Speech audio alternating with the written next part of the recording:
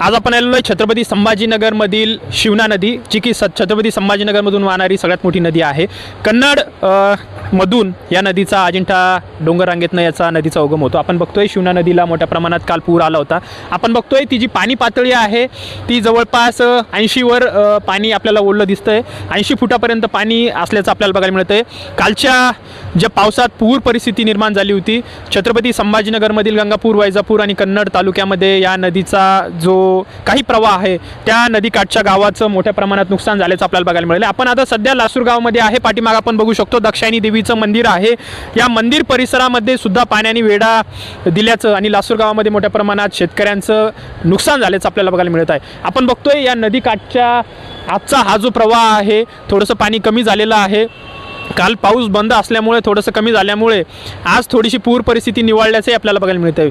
मोठ्या प्रमाणामध्ये शेतकऱ्यांचं जे नुकसान झालं आहे ते आपण बघणारच आहोत आणि कशा पद्धतीने या गावाचा जो काही सध्या या पूर मध्ये नुकसान झालं आहे तेही आपण बघणार आहोत। आता सध्या आपण बघतोय पाठीमागे दक्षायनी मंदिराचा हा नवरात्रोत्सवचा उत्सव होता। जत्रा सध्या नवरात्र उत्सवाचा या उत्सवामध्ये मोठ्या प्रमाणामध्ये भाविक दर्शनाला येत होते, परंतु या नदीमुळे म्हणजे पुरामुळे सर्व परिस्थिती बिकट झालेली आहे। किती नुकसान झालंय शेतकऱ्यांचं तेही आपण आज बघणार आहोत। लासूरच्या जत्रेमधील हे आपण दृश्य बघतोय। मोठ्या प्रमाणामध्ये व्यापारी वर्गाचंही नुकसान झाल्याचं आपल्याला बघतोय। 15 फुटापर्यंत पाणी असल्याचंही व्यापारी सांगतायत। नेमकं काय आहे प्रतिक्रिया, कसं नुकसान झालंय आणि काय काय ही गाळ काढण्याची प्रक्रिया चालू आहे आपण बघतोय। किती मोठ्या प्रमाणामध्ये पैठा माती गाळ वाहून आल्याचंही आपल्याला बघायला मिळतं।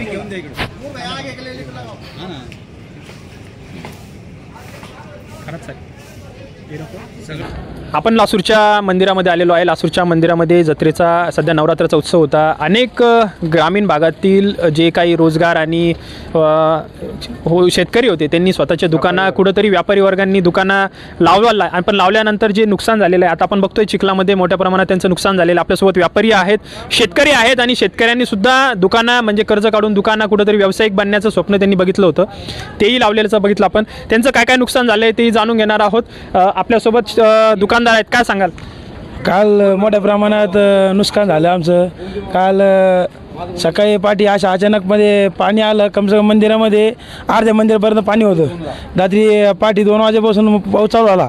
पाऊस रात्री अंधार असल्यामुळे पाऊस समजून नाही आला, पण पाणी एवढा आला पुरा माल अक्षरशः परेशान, खूप परेशान झाली, वाहून बी गेला अर्धा लोकांचा माल। तुम्ही तिथं जेव्हा पाऊस आला तेव्हा इथंच होते का दुकानात की दुकानात वरती उमरला ऑन द स्पॉट? म्हणजे अचानक पाऊस आला, जीव वाचवणार काय करणार? पाठीमागून नदी एवढी मोठी भीत आहे, भीत कोसळी साहेब म्हणे भीत कोसळी तुमचं काहीच राहणार नाही। त्या साक्षात आणि पाणी बी कम से कम 20-30 म्हणजे नदी बसून 70 फूट पाणी वरती होतं। 100% नुकसान झालेलं आहे, सर्वांचंच झालेलं आहे। पूर्ण वरून पाणी आलं, दुकानं पाण्यामध्ये गेलेलं आहे, सर्वांचं नुकसान झालेलं आहे। कितीचं नुकसान काय सांगा? तुम्ही कायची दुकान लावली होती? स्टेशनरी दुकान काय आता माल पूर्ण गेला वाहून गेला सर्वांचाच, म्हणजे एकाच सर्वांचंच नुकसान झालेलं आहे। सर्वांचं कोणी ज्वेलरी होती कोणी काय सांगा? आमचं आहे ना बांगड्याचं दुकान होतं। जवळपास इथं 15 फूट हाईट आहे ना आमच्या दुकानापासून, जमिनीपासून 15 फूट हाईटीमध्ये पूर्ण वाहून गेलं। रात्री फक्त एवढं झालं का आम्ही जीव वाचून आहे ना मंदिराच्या ट्रस्टवाल्याने आम्हाला ना गाळे खाली करून दिले। आम्ही जो हा माल थोडाफार हातामध्ये होता तो नेऊन आहे ना आम्ही गाळ्यामध्ये टाकला आणि आम्ही फक्त जीव वाचवला। तुम्हाला काही सूचना वगैरे भेटल्या होत्या काय? हो, सूचना भेटल्या होत्या मंदिर ट्रस्टतर्फे आम्हाला सूचना वगैरे सर्व भेटल्या होत्या, पण ते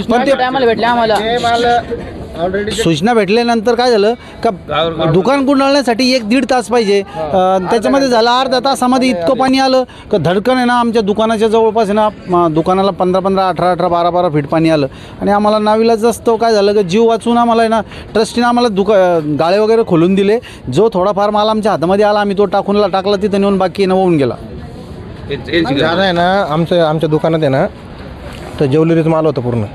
ते ज्वेलरीच्या मालामध्ये काय झालं, समजा जे वरती बांधलेला माल होता तो तसंच राहून गेला। खालचा माल घेऊन आम्ही चालले गेलो कसं तरी, कारण की माल इतका आमच्याकडे राहतं कमीत कमी 2-3 लाख रुपयाचा माल राहतो सांगा का, असं नाही की बा आता थोडंच माल राहत असं, कारण की एवढं माल असताना नाही एवढं पाणी आलं ना का आम्हाला काही सुधारणार, कारण की 1-2 माणसं आहे, काय करणार आहे आम्ही, काय उचलणार आहे इथून?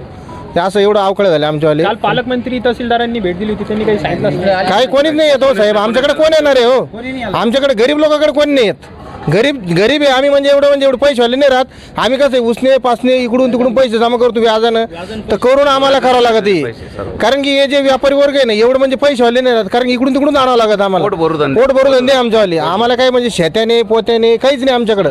का असं नाही हातावरच आहे आमचं, असं नाही की बा आम्हाला काही कोणाकडून फक्त एवढं आहे काहीतरी बा थोडंसं मोबदला काहीतरी द्यायला पाहिजे नाही, म्हणजे कोणीतरी येऊन आम्हाला थोडंफार सहकार्य करायला पाहिजे. सहकार्य करायला काय सांगा दादा? सरकारला विनंती आहे, गोरगरीब लक्ष ठेवा. पाणी पावसाचे दिवस आहे, शेतकरी व्यापारी वर्गाचे खूप म्हणजे नुकसान 100% नुकसान झालेलंच आहे. व्यापार काळजी घ्या, शेतकरी घेत तसाच. कारण कसं आम्हाला आता काही टक्केवारी लोक आहे पैसे काढी द्या, ते आता कसं ते तर सोडणार नाही आम्हाला, ते तर सोडणारच नाही कोणी. कारण की आमचा माल जेवढं वाहून गेलं ना, आता काय सांगणार आहे, कोणाजवळ मागणार आहे आम्ही? बरं का सर, एक दुकानदार आहे ना, दोन अडीच लाख 2-2.5 लाख रुपयाचा माल भरलेला आहे. आणि अक्षरशः त्याच्यामध्ये समजा आम्ही आता 4-5वी घटमाळ झाली, 6वी झाली, आता 7वीची जी आशा होती ते 7वीची तर नदीमध्येच चालले गेली. आणि जो मुद्दल माल होता तो मुद्दलही आमच्या हातामध्ये लागलेला नाही. आता त्याच्यामध्ये आम्हाला सरकारला हीच विनंती आहे की बा फुलणी फुलाची बागळी काहीतरी व्यापाऱ्यांनी यांनी ताबडतोब आणि त्वरित नुकसान भरपाई द्यावी. नंतर उपयोग बी नाही त्याचा, नंतर काय करणार त्याचं?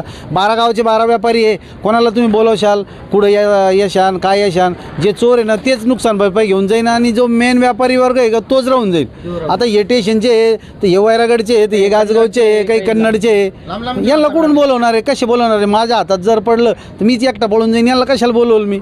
हा मुद्दा आहे. त्याच्याकरता त्वरित पंचनामा व्हावा आणि त्वरित नुकसान भरपाई भेटावी अशी आमची अपेक्षा आहे. संपर्क साधला होता का? नाही, आम्ही आमचा संपर्क सगळं बाहेरचा घरचा संपर्क तुटून गेला होता, दोस्ताशी संपर्क तुटून गेला होता. तहसीलदारांना आणि त्यांना कुठं संपर्क करता आणि कधी करता? रात्री 2-3ला पाणी आज 2ला पाणी आलं सर, ते रात्री 2ला पाणी आलं म्हणजे यांना जीव वाचून पळावं लागलं अक्षरशः.